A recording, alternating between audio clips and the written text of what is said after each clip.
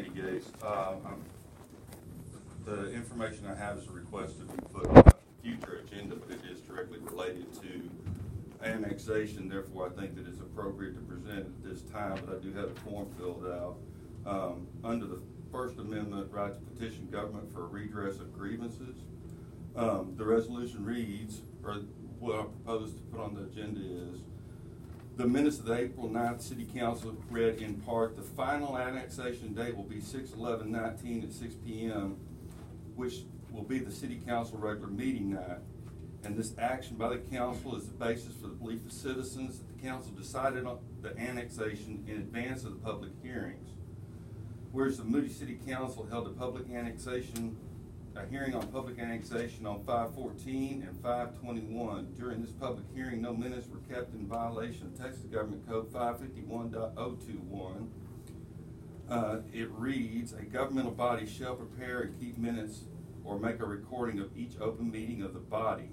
At this public hearing, a quorum of council members were present and information was exchanged, meeting the definition of meeting under section 551.001A, a deliberation between a quorum of a government body or between a quorum of a government body and another person.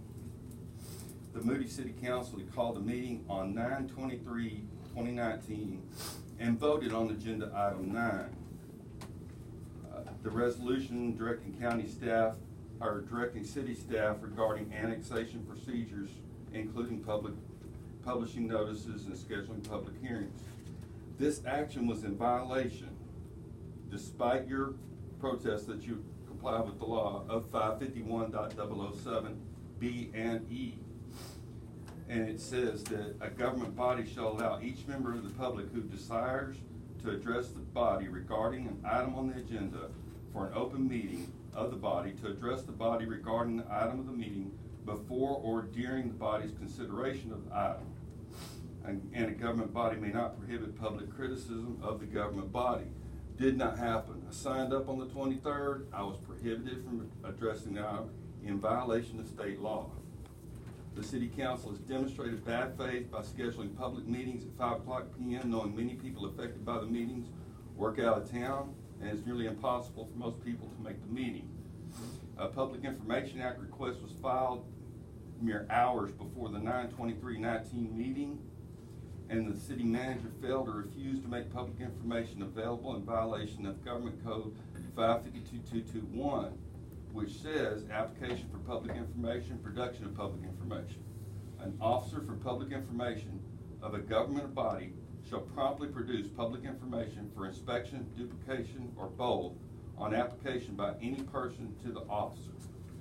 And this subsection promptly means as soon as possible under the circumstances, that is within a reasonable time without delay. We always hear about 10 days. 10 days isn't in the law. That's the law. I just read it. It doesn't say anything about 10 days. A Public Information Act request was filed on 9/24/2019 for the resolution approved by the council on 9/23.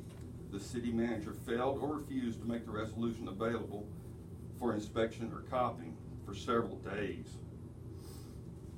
And it says, officer for section 552.353 says, an officer for public information, the officer's agent, commits an offense if with criminal negligence the officer or the officer's agent fails or refuses to give access to or permit or provide the copying of public information to a requester as provided by the chapter.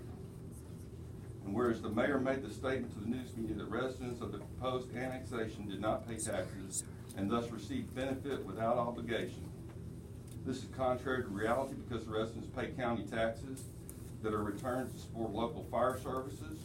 Those residents contribute to city revenue through sales tax, and to identified residents pay a premium for water service that is not levied against city residents.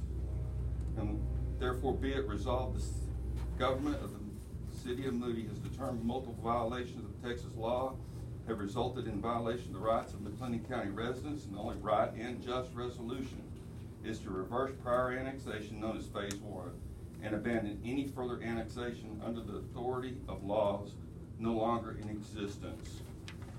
So here it is. I'm asking you to put that on a future agenda for an up or down vote. Can I give it to the secretary? You want it?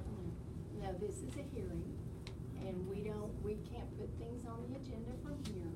Thank you. So Thank you for sharing you that. refuse that? You can submit it to, yeah, you can fill out a request in the office and send it to the. All right, Mr. Wise, did you want to speak? Yes, ma'am.